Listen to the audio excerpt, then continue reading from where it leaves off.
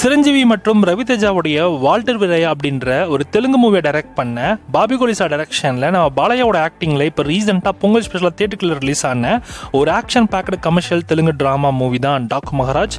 இந்த படத்தோட Tamil double version இப்போ நமக்கு தியேட்டர்ஸில் ரிலீஸ் பண்ண போகிறாங்க.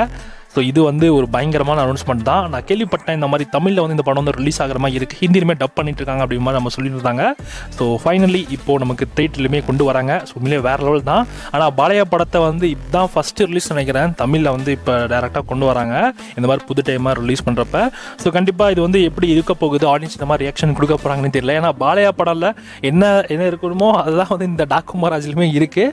ஸோ அந்தளவுக்கு லெவலுக்கு வந்து ஸ்டோரி புதுசாகவும் பாலையா வந்து இன்னும் கொஞ்சம் பயங்கரமாக நடிச்சிருக்காரோ அப்படின்ற மாதிரிலாம் நம்மளால சொல்லிட முடியாது.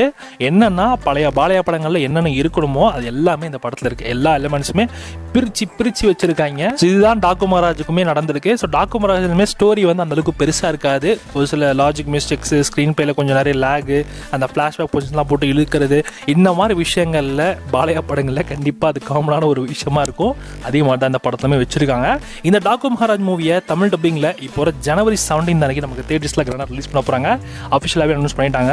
தமிழ்நாட்டில் வந்து ஸ்ரீ லக்ஷ்மி மூவிஸ் தான் வந்து என்டையர் தமிழ் ஃபுல்லாமே டிஸ்ட்ரிபியூட் பண்ணுறாங்க. அவங்க இதுக்கு முன்னாடி புஷ்பா அப்படின்ற ஒரு தெலுங்கு படத்தை தமிழ் டிஸ்ட்ரிபியூஷன் பார்ட் 1க்கு அவங்க வந்து தியேட்டர் டிஸ்ட்ரிபியூஷன் பண்ணிட்டு இருந்தாங்க. ஸோ வைட் டிஸ்ட்ரிபியூஷனாக தான் இருந்துச்சு. ஸோ இந்த படத்துக்கும் மேக்ஸிமம் வைட் டிஸ்ட்ரிபியூஷன் இருக்கும். ஆனால் அந்தளவுக்கு யார் இந்த படம் தியேட்டரில் வாங்குவாங்கன்னு எனக்கு தெரியல. ஏன்னா பாலையா படம் யாரும் நம்பி வாங்க மாட்டாங்க, அது வேறு விஷயம். பட் பார்ப்போம் ஆடியன்ஸ் இந்த மாதிரி ரெஸ்பான்ஸ் கொடுக்க போகிறாங்க இந்த டாக்கு மகாராஜுக்குன்னு.